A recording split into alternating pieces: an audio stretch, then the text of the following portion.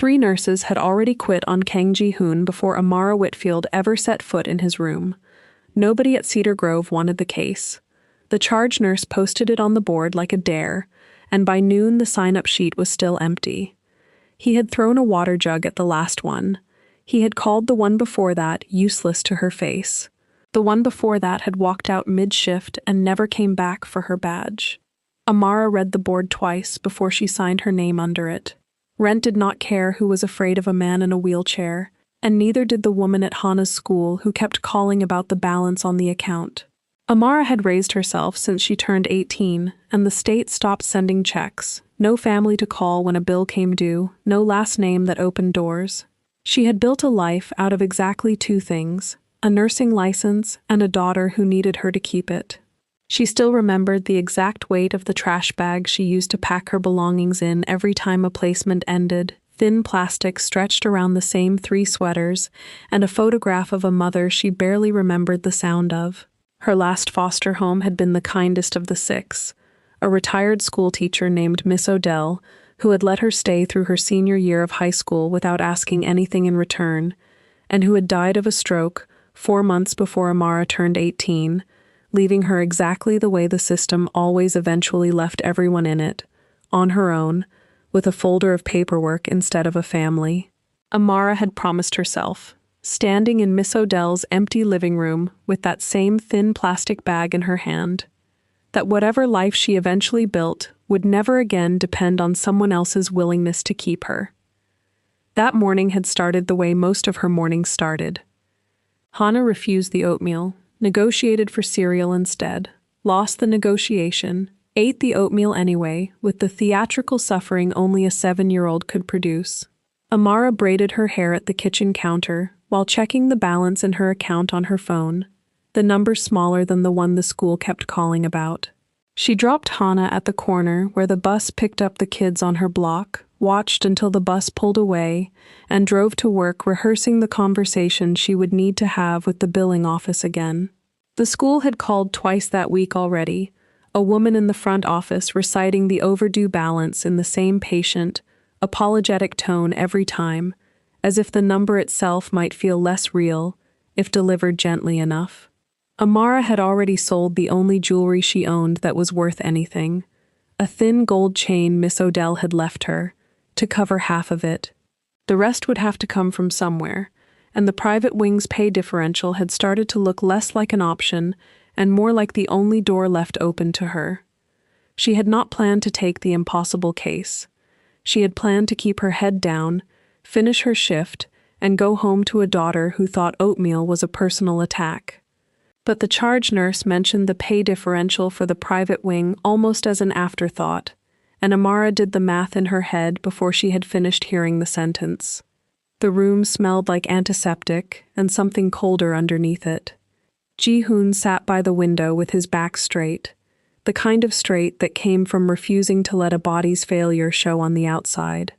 His hands were folded in his lap, still, patient, the hands of a man used to being obeyed.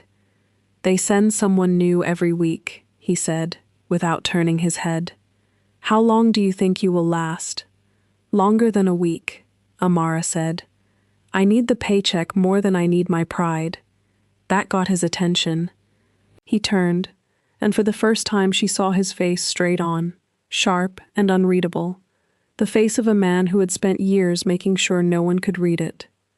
"The last one lasted 4 days," he said. "I am not the last one." "They all say that. Did any of them mean it?" He did not answer that, which told her more than an answer would have. She crossed the room, checked his chart, and adjusted his IV with the same efficient calm she brought to every other patient on the floor, the calm that came from having negotiated with a 7-year-old over oatmeal that same morning and won. The first week established a rhythm neither of them named out loud. Amara arrived, checked his vitals, adjusted his medication schedule, and left him alone the moments he wanted to be left alone, which were most of them.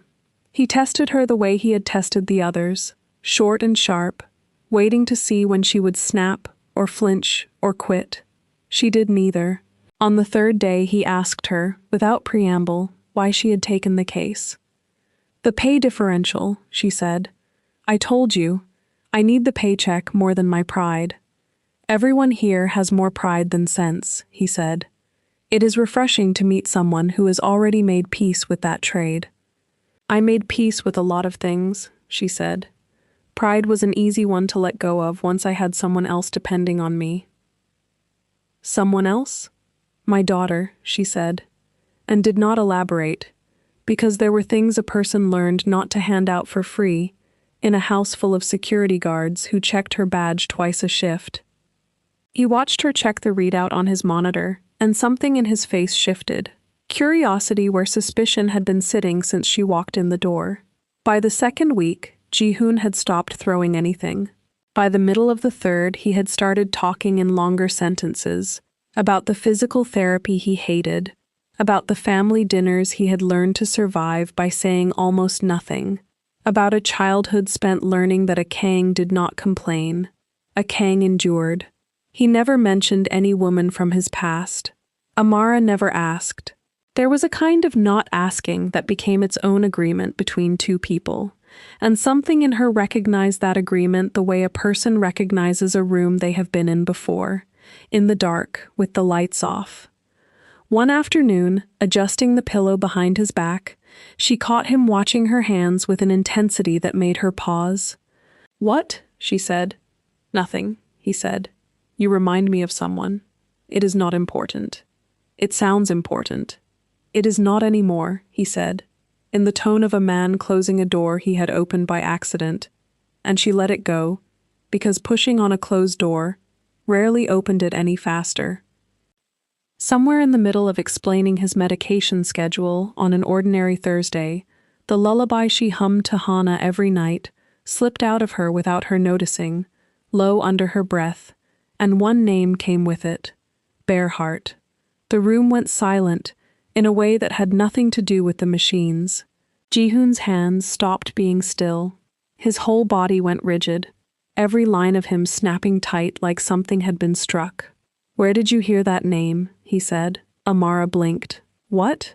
"That name." His voice had dropped into something she had never heard from him. Not cold anymore.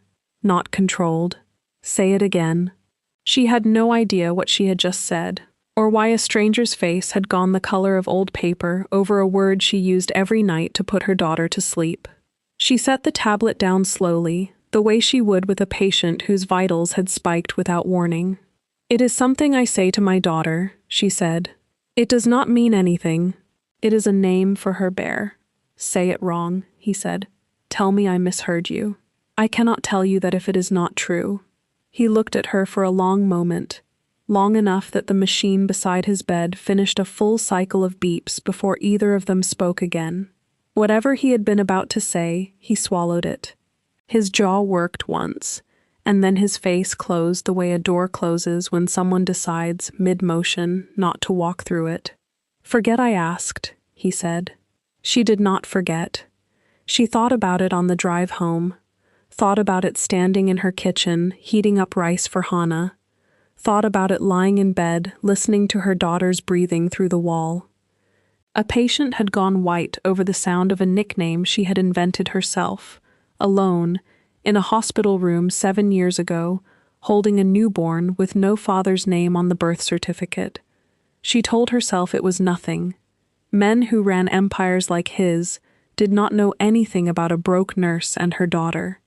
She told herself that until she stopped believing it, somewhere around 3 a.m, staring at the ceiling with her hand flat against her sternum, like she could hold something in place that had already started moving.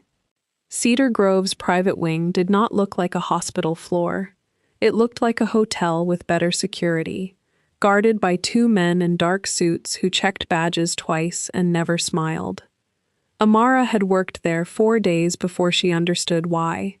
Kang Ji-hoon was not simply a wealthy patient. He was the son of Kang Min-ho, and the Kang name ran through half of Koreatown's real estate, shipping contracts, and quiet arrangements that never made the news, only whispered about by people who wanted to keep their jobs. He had been shot 3 months earlier, a bullet that missed killing him and instead severed something in his spine that no surgeon could fully repair. The official story in the papers called it a car accident. The security detail outside his door told a different story without saying a word. Amara learned to read the family the way she read vitals.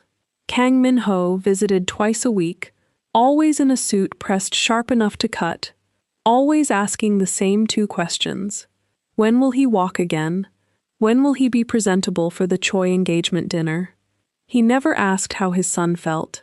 He asked how soon his son could stop looking like a liability. She watched one of those visits from the hallway, close enough to hear without being seen. The Choi family is asking for a timeline, Min-ho said. You cannot sit in that chair indefinitely and expect the alliance to wait. I was shot, Ji-hoon said. I am aware of the timeline better than anyone. Awareness does not close a deal. Min-ho's voice never rose. It did not need to. You will attend the engagement dinner, in the chair if necessary. Presentation matters more than comfort. You have never once asked if I am in pain. Pain is temporary, Min-ho said.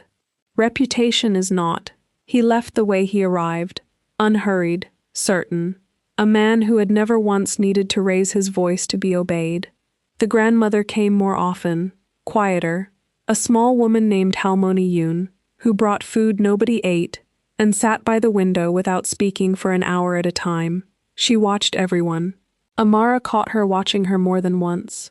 An assessment behind the old woman's eyes that felt less like suspicion and more like recognition, though Amara could not have said of what. Ji-sung, the younger half-brother, visited exactly twice in Amara's first 2 weeks, both times to ask his brother questions about signatures and board votes, never once asking if he was in pain. He had a way of standing in doorways rather than entering rooms, a man permanently positioned for a quick exit or a quick entrance, depending on which one served him better. Amara held her ground the way she had learned to hold her ground her whole life, quietly, without flinching, without needing anyone to notice how hard it was. One night, staying late to finish paperwork the day shift had left behind, Amara found herself standing outside his door, listening to him argue with his father through the wall. You will attend the Choi dinner in that chair if you have to, Min-ho said. The alliance does not wait for your legs. I am aware of what the alliance needs, Ji-hoon said. Then act like it. You have wasted enough time on grief for a woman who left you years ago. It is time you remembered what you actually owe this family. Amara stood frozen against the wall, a paper cup of coffee going cold in her hand. A woman who left him years ago. She told herself it was not her business. She told herself a lot of things that year that were not true. That night, driving home past midnight, she let herself remember the one part of her life she never let herself remember on purpose. She had been 22, working the closing shift at a diner on Western Avenue, the kind of place where the coffee never stopped burning and the regulars tipped in quarters. She had been on her own since she turned 18, and the checks stopped coming, no family to call when the rent came due, just her and a studio apartment above a laundromat in Koreatown. He came in the first time on a Tuesday, alone, ordering black coffee and nothing else. She noticed him because he sat facing the door. She noticed him because he counted his change twice before leaving it on the table, exact to the cent, like a man who had been taught that sloppiness cost something. She asked if he wanted a refill. He said no. She asked if the coffee was too strong. He looked up at her like the question surprised him. It is fine, he said. Nobody has asked me that before. He came back the next night, and the night after that. By the third week, she knew his name was Ji-hoon, that he worked somewhere he never named, that his hands were always clean except for one knuckle that never quite healed right. She knew he watched the door the way she watched the clock, counting down to something neither of them said out loud. She fell for him in diner increments, a joke that landed, a 20 left under the saucer when the bill came to $6. The night he walked her to the bus stop in the rain and stood there with her, not saying anything, until the bus came. You do not have to do that, she told him. I know, he said. He never told her what his family did for a living. She never asked twice. There is a kind of not asking that becomes its own agreement between two people. And she had that agreement with him the way other couples had a song.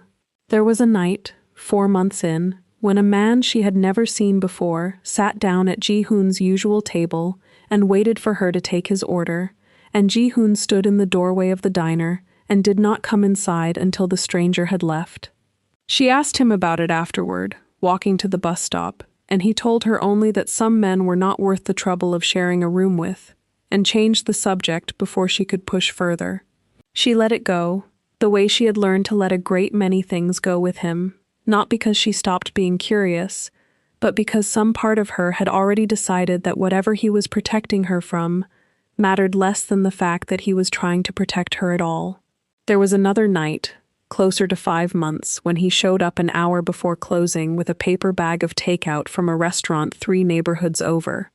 Food she had mentioned missing from her childhood exactly once, weeks earlier, in a conversation she had barely remembered having. He set it on the counter without ceremony and told her to eat before her shift ended, and when she asked how he had found a place that made it the right way, he only shrugged and said he remembered things people did not expect him to remember. She ate it standing at the counter, watching him watch her eat it, and understood for the first time that whatever he was, he had decided to be careful with her in a way nobody else in her life ever had. 6 months in, he told her he loved her in the stairwell of the laundromat, both of them soaked from a downpour neither of them had planned for, his hand flat against the wall beside her head. "I need you to know something," he said. "Whatever you hear about me, whatever anyone tells you, you knew me first. That part stays true." She should have asked him what that meant. She was 22 and in love, and it was raining, and his mouth was an inch from hers. And there are questions a person does not ask when they already suspect the answer will end the only good thing they have. 3 weeks later, he was gone. There was no call and no note, only the toothbrush he had started keeping in her apartment, still sitting untouched by the sink while every other trace of him had vanished. Like a man who had been erased rather than left, she went to the last place she knew to look, a tailor shop on 6th he had once mentioned in passing, and the tailor told her he had never heard of anyone named Ji-hoon. She told herself he had used her. She told herself she was a girl with a diner job and no family, and men like that always eventually went back to where they came from. She did not know yet that she was carrying his daughter. She named the baby Hana before she was born. It meant one, in the language he had never taught her, the only word of his she had left to give her daughter. Amara sat in her car outside her apartment for a long time that night before she went in. Kang Min-ho's voice kept replaying in her head. A woman who left him years ago, not a woman who left, a woman he had told to believe he left. She almost laughed at how simple the math suddenly was, and how impossible it still felt to say out loud. She went inside, checked on Hana, who was asleep with her bear tucked under one arm, the bear whose name had made a dangerous man's whole body go rigid 3 weeks earlier. Amara stood in the doorway for a long time, watching her daughter breathe, before she made a decision she would spend the rest of the story living with. She was not ready to say anything, not yet, not until she understood what kind of man he had become, and whether the man from the diner was still in there somewhere, underneath the empire and the wheelchair, and the father who spoke about grief like it was an inconvenience. She went back to work the next morning and said nothing. The only person who noticed something had shifted in her was Renata, a labor and delivery nurse who had trained alongside Amara 6 years earlier and remained the closest thing Amara had to family inside the hospital walls. They ate lunch together most days in the back stairwell, away from the cafeteria noise, trading the kind of shorthand that only survived between 2 women who had covered each other's shifts through every emergency either of them had ever had. "You have been somewhere else all week," Renata said, unwrapping a sandwich she never finished before her pager went off. "Difficult case," Amara said, "the Mafia boss. He is a person, Renata. He has a name. He is also apparently the reason you have not slept right in 2 weeks. I can see it on you." Renata studied her for a moment, the particular scrutiny of a friend who had earned the right to push. "Does this have anything to do with the box you keep under your bed, the one you have never let me open?" Amara did not answer right away, which was its own answer.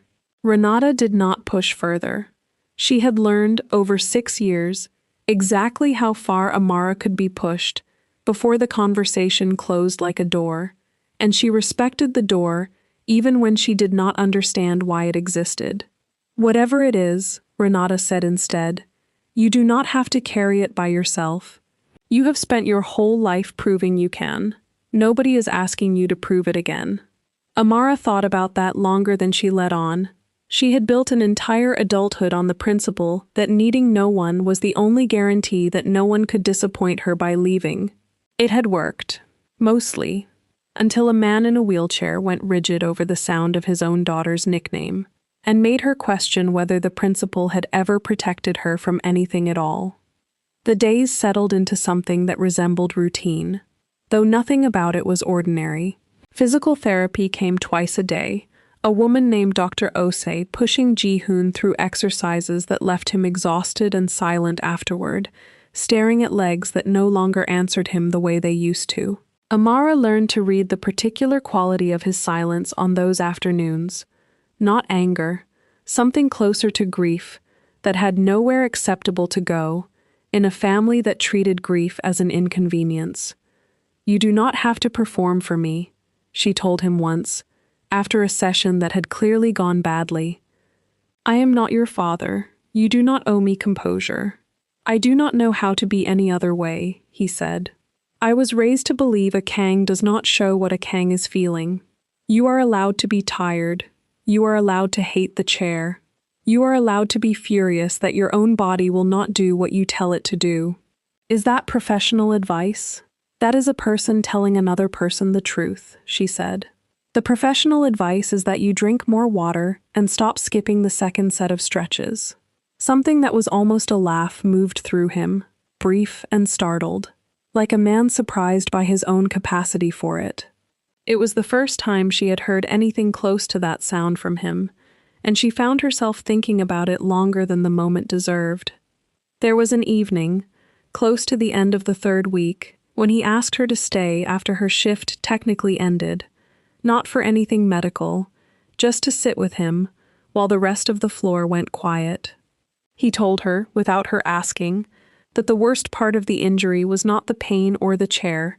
It was the pity, the way people's faces rearranged themselves around him now, careful, softened, the exact expression he had spent his whole life being taught to never wear himself. "You do not do that," he said.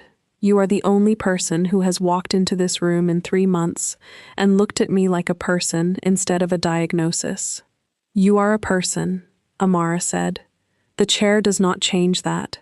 Anyone who cannot see past it was never really looking at you to begin with." He was quiet for a moment, watching her with an intensity that had nothing to do with suspicion anymore. "I do not know how you managed to become the one good thing in a room this many people have tried to destroy," he said, "but I am grateful for it more than I know how to say."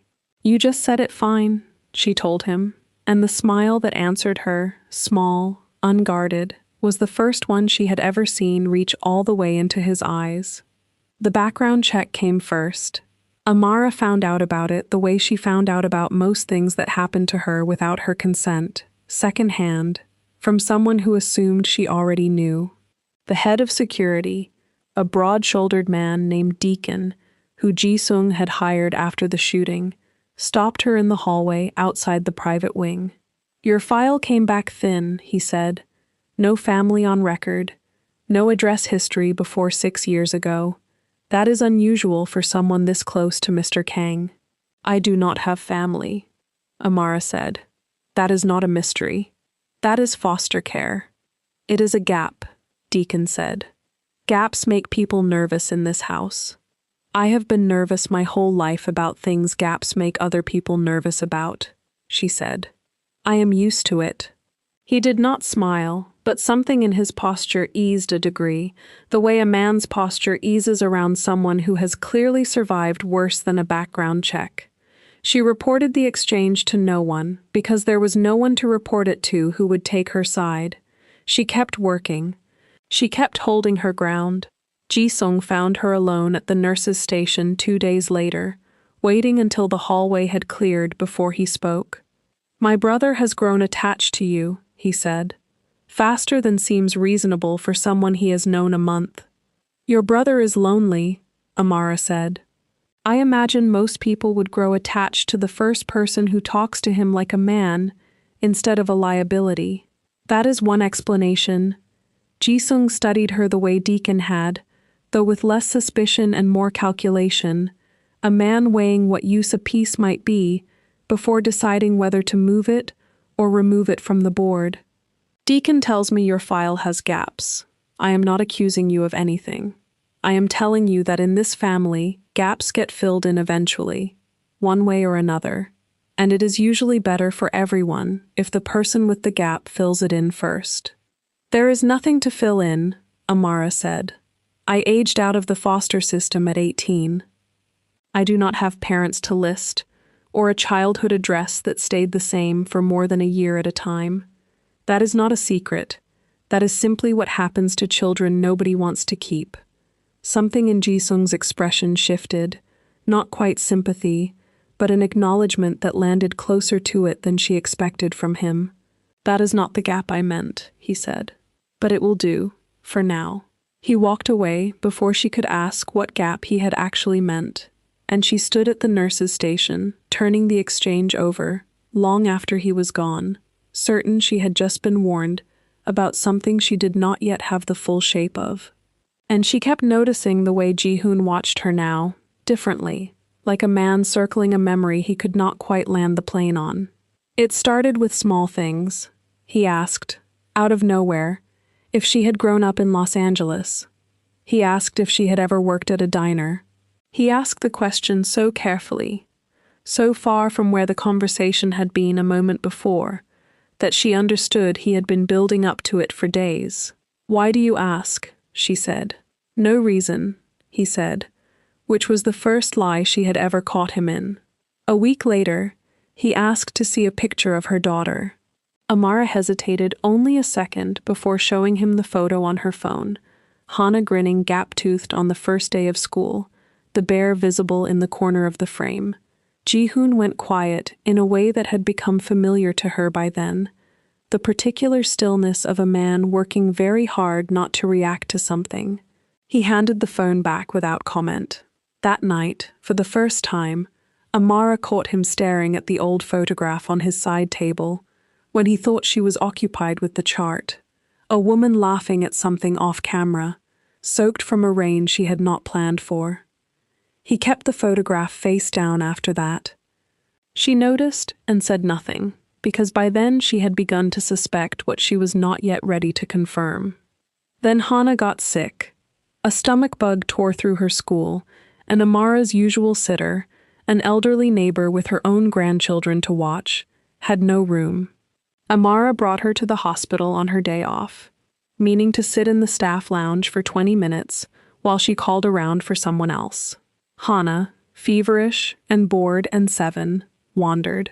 She found her way into Ji-hoon's room because the door was open and there was a fish tank in the corner that every child on the floor gravitated toward eventually. Amara found her there a full minute later, heart in her throat, already forming an apology. She stopped in the doorway. Hana stood in front of Ji-hoon's wheelchair, staring up at him with the frank, assessing look of a child who has not yet learned to be careful about staring at strangers. On the side table beside him sat the photograph Amara had never seen him keep out before. Face up this time, a woman laughing at something off camera, 22 years old, soaked from rain she had not planned for. Hana pointed at it. "That is you," she said to Ji-hoon, in the certain, unbothered voice of a child stating a fact. "Mommy has a picture like that. She keeps it in the box she does not let me open." Ji-hoon did not move. Amara watched something happen behind his eyes that she would spend years trying to describe and never quite manage. The exact moment a man's entire understanding of his own life rearranges itself around a single sentence spoken by a 7-year-old holding a stuffed bear. "What is your bear's name?" he said, very quietly. "Bearheart," Hannah said. "Mommy named him after my daddy. She said he had the biggest heart of any man she ever met, even though he left before I was born." Amara crossed the room fast enough to startle the machines. "Hannah," she said, "come here, baby." But it was already done. Ji-hoon looked from the child to Amara and back again, and whatever careful architecture he had built around his own history in the years since the diner, since the disappearance, since the father who told him grief was a waste of time, came down all at once, silent and total. "Say her name," he said to Amara. His voice had gone unsteady in a way she had never heard from him. "Say it. Tell me I am wrong." Amara held her daughter against her hip and looked at the only man who had ever made her believe in staying. "Hannah," she said. "Her name is Hannah." He did not speak for 3 days after that. Not to her, not to his father, not to the staff who came in to change his dressings. Amara kept working her shifts because the alternative was losing the only income that kept Hannah fed, and because some stubborn, aching part of her needed to see how this ended even more than she needed to protect herself from how it might. On the 4th day, he asked her to sit down. "I did not leave you," he said. "I need you to hear that before anything else. I did not leave. I was made to disappear." "By who?" "My father." He said it the way a man admits a diagnosis, flat, already exhausted by the shape of the truth. "He found out about you 3 weeks after I told you I loved you. He had people intercept everything. Letters I wrote you that never left this house. A number he gave you that was never mine. He told me you had taken money to stay away, and showed me proof forged well enough that I believed it for years. He told you, I assume, that I simply vanished. You assume. I never had the chance to tell you anything else." His hands, always so still, had begun to shake. "He threatened to have you removed from this city permanently if I tried to find you. I did not know what that word meant to a man like him, and I was not willing to find out with your life." Amara sat with that for a long moment, the machine beside his bed marking time in small electronic beeps, the same rhythm it had kept while she stood outside a wall 3 weeks earlier and heard a father call this the same story he had just confessed to living inside of. "You believed I sold you out for money," she said, "for years. Yes. And I believed you vanished because I was never worth staying for. Yes." Something in her that had stayed controlled through the entire conversation finally broke loose, quiet but unmistakable. 7 years, Ji-hoon, 7 years of double shifts, and a daughter who used to ask why her father did not want her. And the whole time the answer was sitting inside a house 2 miles from the apartment where I raised her alone. "I know, do you? Because knowing it and understanding what it cost me are not the same thing." She stood, arms crossed, putting distance between them that had nothing to do with the size of the room. "I do not need an apology that only exists because a security file happened to have a gap in it. I need to know that if your father had never threatened us, if Hannah had never wandered into this room, you would have found a way back to us eventually, on your own, because you wanted to, not because you got caught remembering." Ji-hoon did not answer immediately, and the silence cost him more than any quick reassurance would have. "I do not know," he said finally. "I want to tell you I would have. I do not know if that is true, or if it is simply what I need to believe about myself now. What I do know is that I am not willing to spend one more day being the version of myself who accepts not knowing as an answer." It was not the answer she wanted. It was, she realized slowly, the only answer she could have trusted from him. A man who claimed certainty about a version of himself he had never tested would have been lying, and she had already spent 7 years living inside someone else's convenient lie. "Then earn it," she said. not with money, not with security details and safe houses. Earn it the way you would have had to earn it if you had never had a family name to hide behind at all. I intend to, he said, starting today. There are some griefs too large to argue with immediately, and this was one of them. 7 years of two separate, parallel wrong stories, built by the same man, for the same reason, to protect an inheritance that had never once asked either of them what they wanted. There is more, Ji-hoon said, after the silence had stretched long enough that Amara had almost let herself believe the worst of it was over. I did not remember you clearly until 4 months ago. A fragment came back first. Your laugh, though I did not know whose laugh it was. I hired someone privately to find out why a stranger's laugh had started following me into rooms I had no memory of sharing with anyone. He traced it back to a diner on Western Avenue that closed 6 years ago. He was 3 days from finding your name when the car I was in went off the road. Amara felt something in her chest go very still. The accident was not an accident. No, he said. I believe my father found out what I was searching for before I did, and decided a broken son in a wheelchair was a safer risk than a son who remembered what he had been made to forget. He tried to kill you rather than let you find us. He would call it protecting the family, Ji-hoon said. I no longer have any interest in what he would call it. He told her the rest of it slowly, the way a man tells a story he has spent months trying not to picture in detail. The car had been his own, driven by a man who had worked security for his family for 6 years without a single mark against him. A tire failure on a stretch of road with no witnesses, the kind of accident that made perfect sense until a person started asking why an experienced driver would lose control on a road he had driven 100 times before. Ji-hoon remembered the moment the wheel stopped answering, a strange, suspended quiet before the impact, and then nothing, until a hospital ceiling and a voice telling him he would likely never walk again. I spent the first month believing it was exactly what it looked like, he said. Bad luck. A mechanical failure. It was Ji-sung who first suggested it might not have been, and I dismissed it, because believing my father capable of that required believing something about my own life I was not ready to hold. And now I have stopped protecting myself from what I already knew was true the moment the tire blew, Ji-hoon said. I simply did not want it to be true badly enough that I let a man walk free who tried to kill me rather than let me remember you. I need proof, Amara said finally, not because she doubted him, because she had learned, the hard way, that belief without proof was how she had lost 7 years in the first place.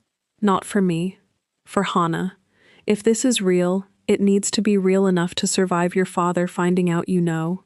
It will be real, Ji-hoon said. I promise you that. He spent the following days doing the only thing a man confined to a hospital bed could do to fight an empire, making calls, calling in favors from staff still loyal to him rather than to his father, arranging for a paternity test through a lab his father's people would not think to monitor. Amara watched him work with a focus she had not seen from him since she started the case, the same discipline she remembered from a man who once counted his change twice before leaving a tip, except aimed now at something that mattered more than exact change. Kang Min-ho found out 3 days later, the way men like him always found out things, through someone paid to tell him rather than someone brave enough to.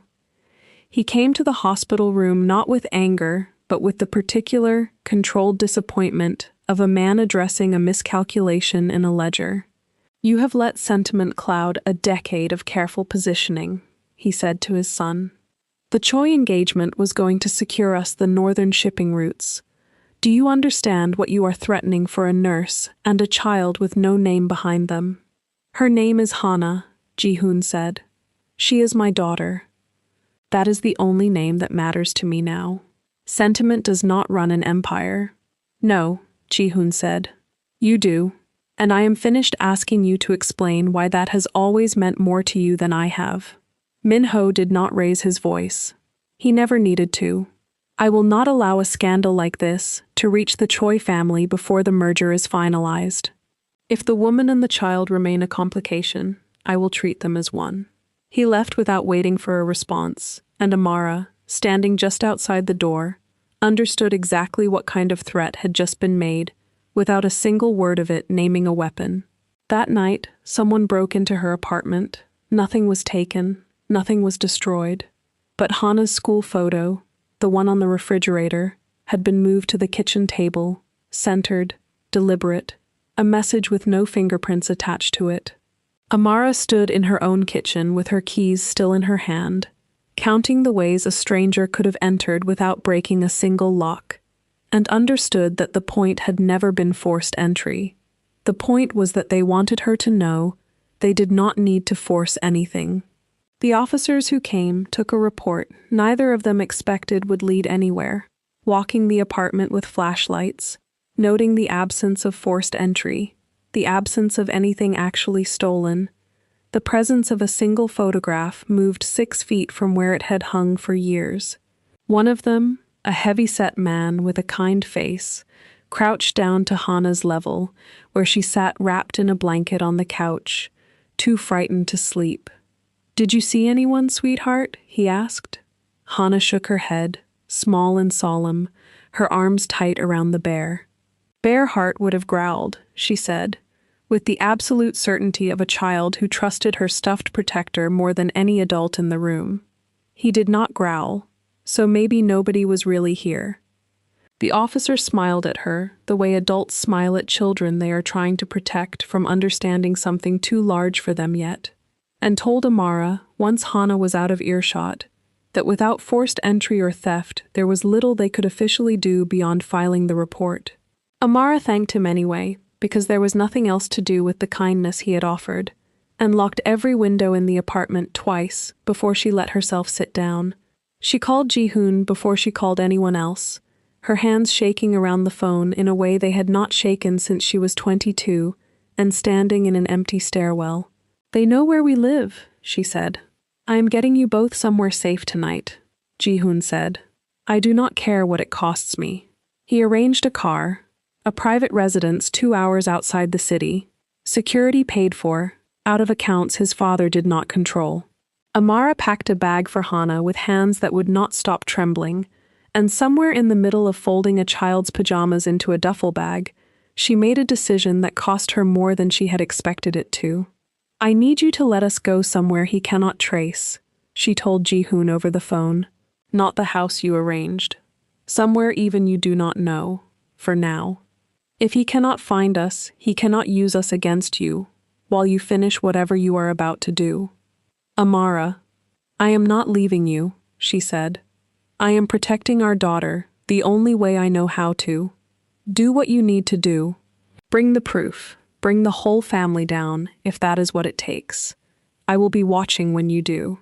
She hung up before he could argue, packed the rest of the bag, and drove into the night with her daughter asleep in the back seat, carrying a stuffed bear whose name had started an empire's undoing. The place she found was a motel 2 towns further than the one Ji-hoon had arranged, paid for in cash under a name that was not her own, the kind of room with a single working lamp and a lock she tested 3 times before she let herself sit down.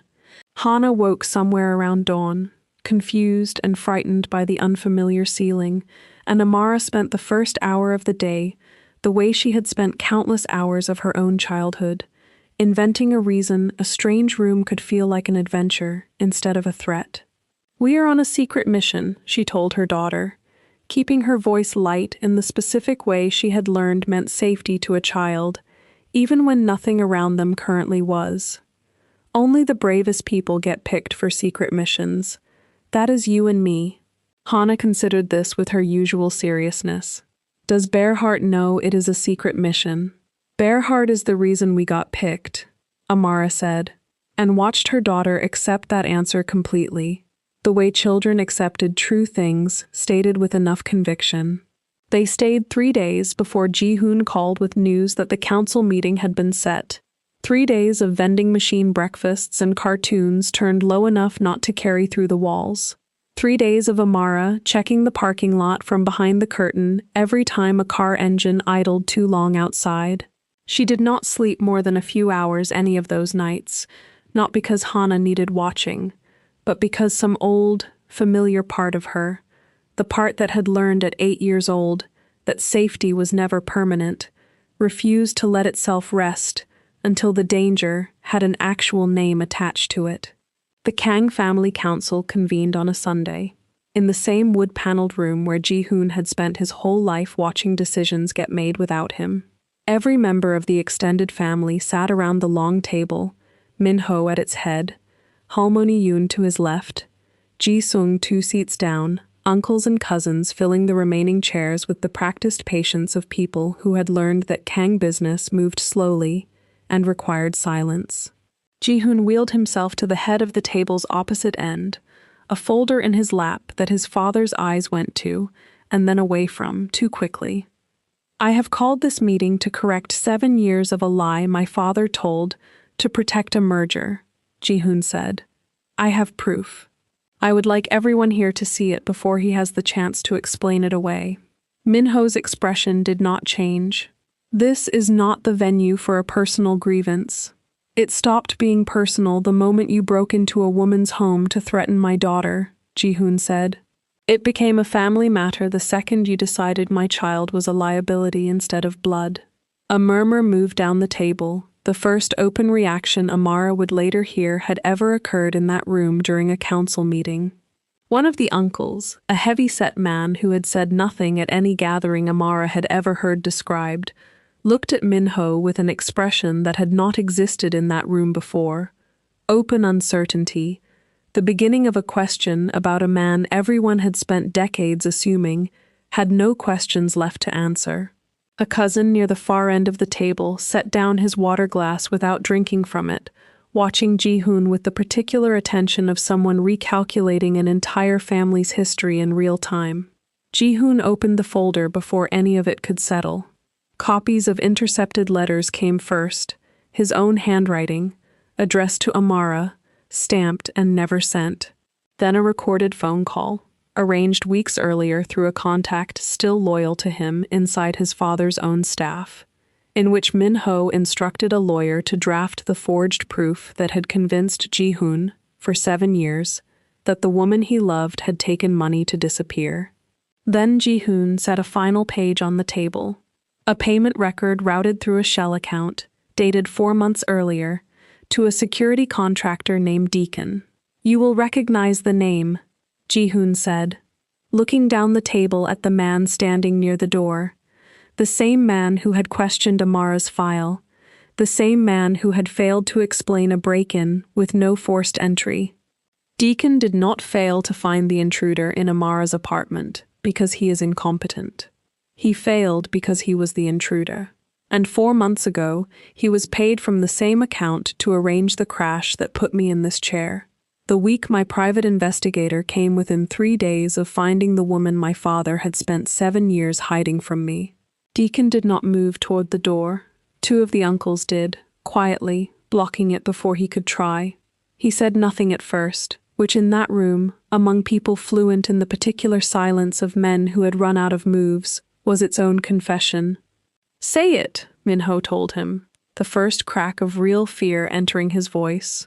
The sound of a man watching his own carefully built deniability collapse in front of witnesses. "Tell them I never asked you to touch my son." Deacon looked at his employer for a long moment before he answered, and when he spoke, it was not to Min-ho. It was to the table. "He paid off a debt on my sister's medical bills 8 years ago," Deacon said. "Before that, I owed the hospital more than I would earn in a decade. I did not ask what the money would eventually cost me. I found out gradually, the way most men in my position find out, one favor at a time, until refusing meant losing everything I had already built on top of the first one."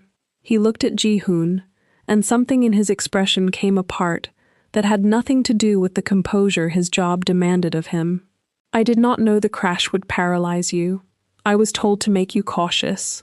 I have lived with what actually happened every day since, and I have hated myself for it every one of those days, which changes nothing for you, and I understand that." "No," Ji-hoon said. "It changes nothing." "I know." Ji-sung stepped forward before anyone else could. You will leave under guard tonight, and you will cooperate with whatever authorities we decide to involve. Whether that decision saves you anything is not up to this table. It is up to how honest you continue to be starting now." Deacon nodded once and did not argue.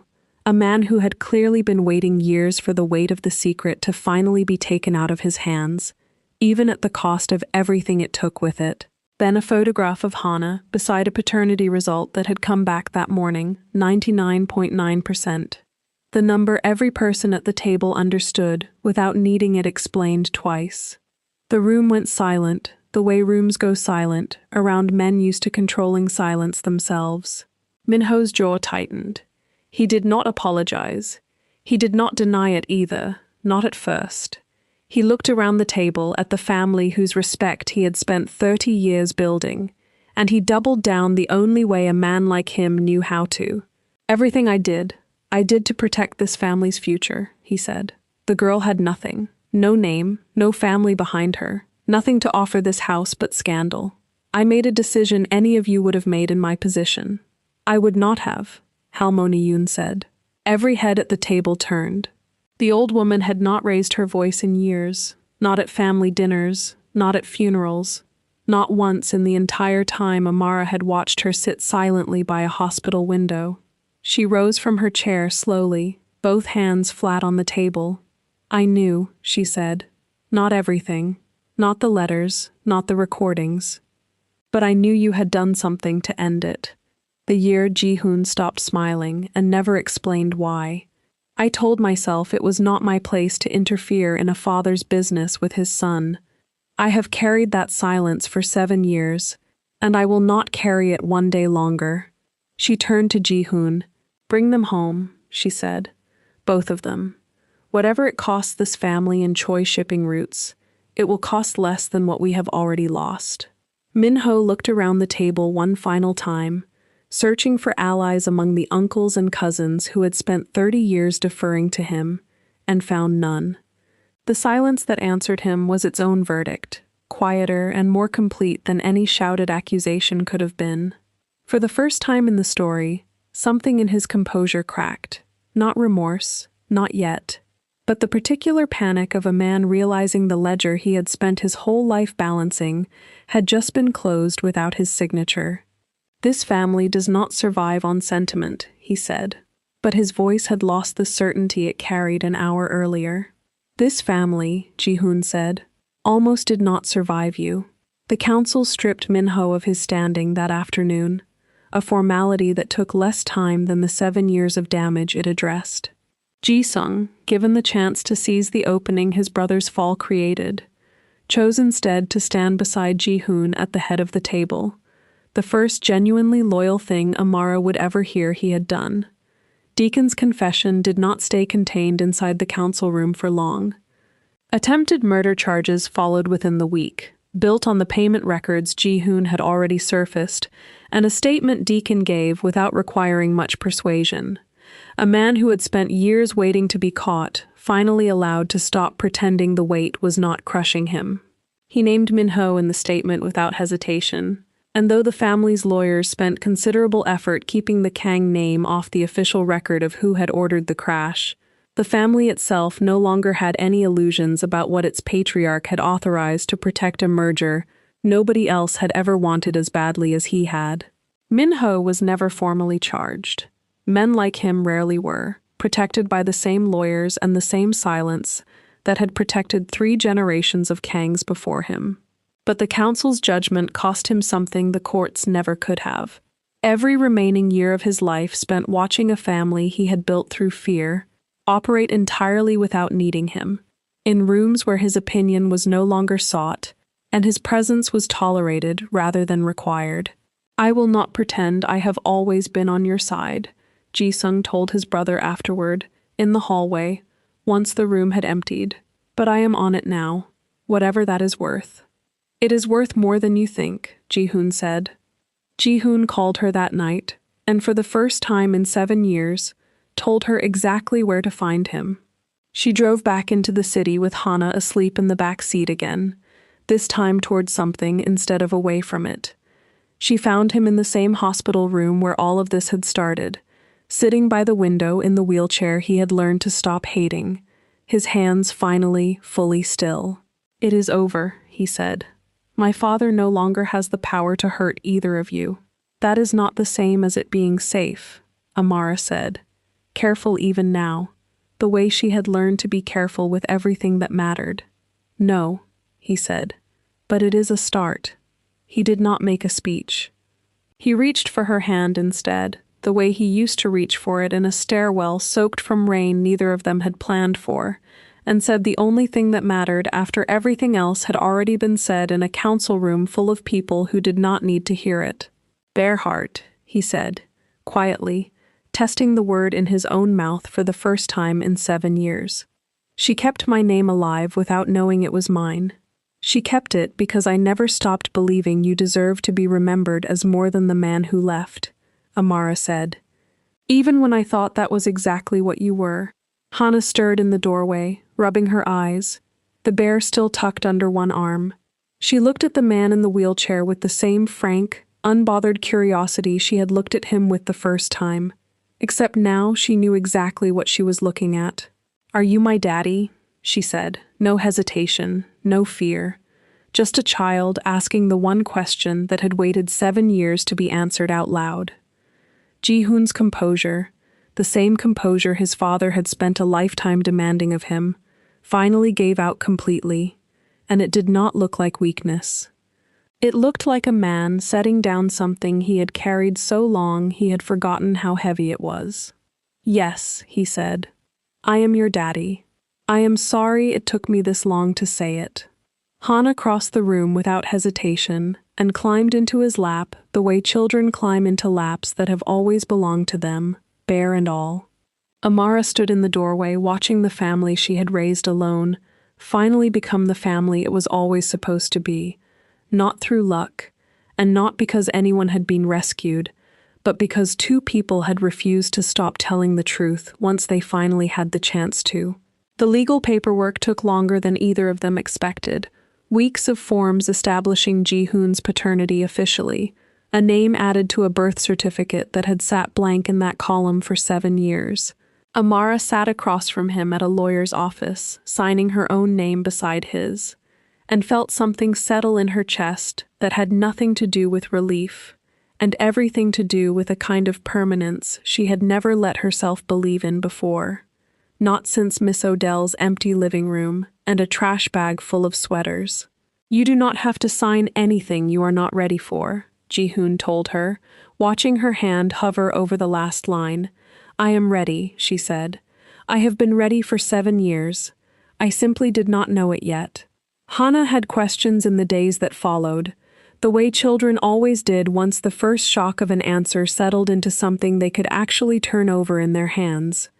She asked why he had never visited before. She asked if he had been sad the whole time he did not know about her.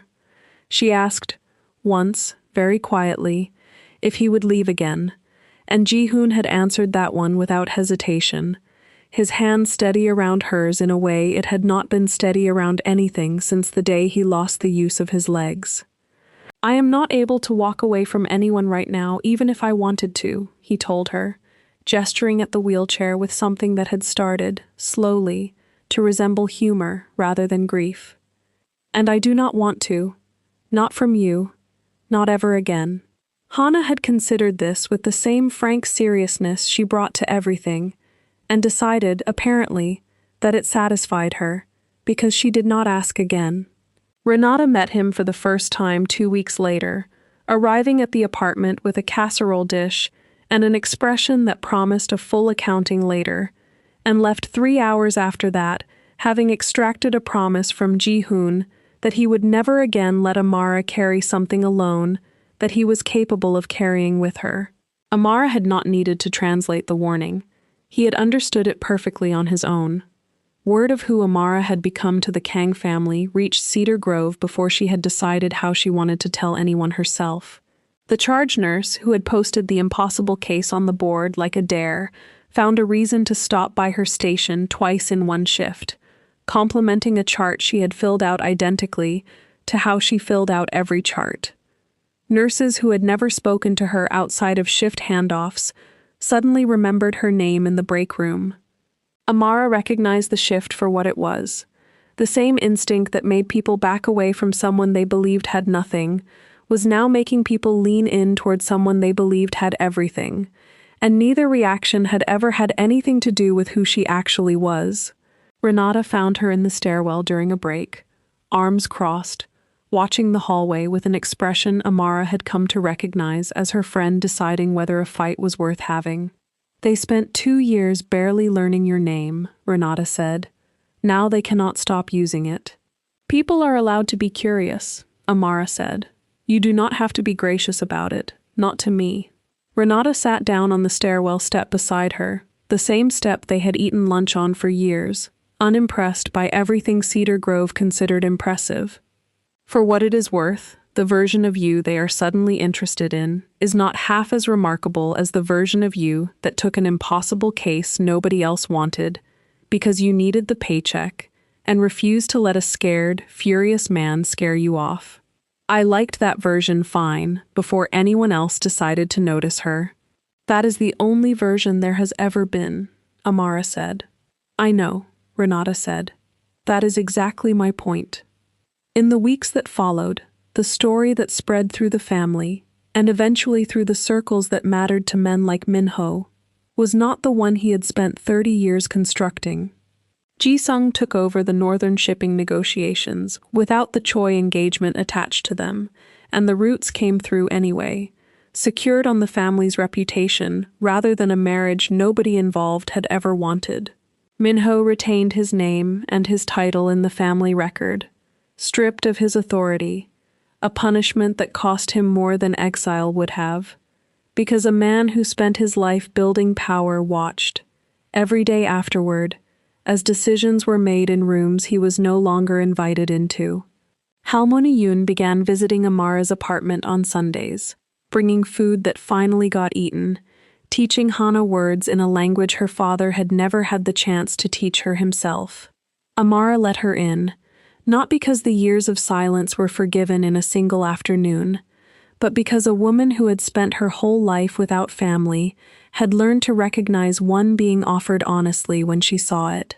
There was an afternoon, a month into the new arrangement, when Halmoni Yoon sat across from Amara at the kitchen table while Hana napped in the next room, and told her, unprompted, about the year Ji-hoon was born, about a father who had already begun teaching his son that feeling was a weakness before the boy could walk.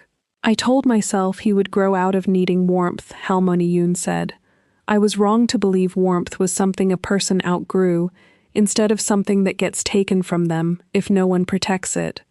She reached across the table and took Amara's hand in both of hers, dry and steady. You protected it, even when you had every reason to stop believing it existed. I will not forget that. Amara had spent her whole life being told, in one form or another, that she came from nothing, that a girl with no family behind her had no real claim on anything lasting. She sat at her own kitchen table, in her own apartment, holding the hand of a woman who had just told her the opposite, and let herself believe it, slowly, the way a person lets themselves trust water is safe to drink, after being thirsty for a long time.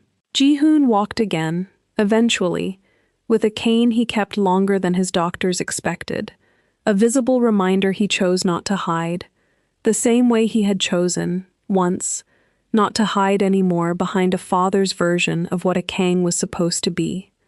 Dr. Osei called it the best recovery she had seen from an injury of that severity, and told him privately that she suspected it had less to do with the surgery than with a man who finally had something worth walking toward. He asked Amara to marry him on an ordinary Tuesday, not in front of the family council, not with any of the ceremony his father would once have demanded of a Kang alliance, just the three of them in the apartment above what used to be a different laundromat in a different part of the city. Hana curled between them on the couch with the bear in her lap. I do not have a ring worthy of a council announcement, he told her. I did not want one. I wanted this to belong to us before it belonged to anyone else. That is the only kind of proposal I would have said yes to, Amara said. Hannah looked between them with the particular satisfaction of a child who had just gotten exactly what she wanted without having to ask for it twice. "Does this mean Bearheart gets to live in both houses now?" she said, which struck Amara as, in its own 7-year-old way, the truest measure of how completely their family had finally come together. Outside the window, the city kept moving the way it always did, indifferent to any of it. Inside the room, for the first time since a nurse had once hummed a lullaby without thinking and changed the course of an empire, nobody needed anything to be perfect. They only needed to be together, and finally, after everything, they were.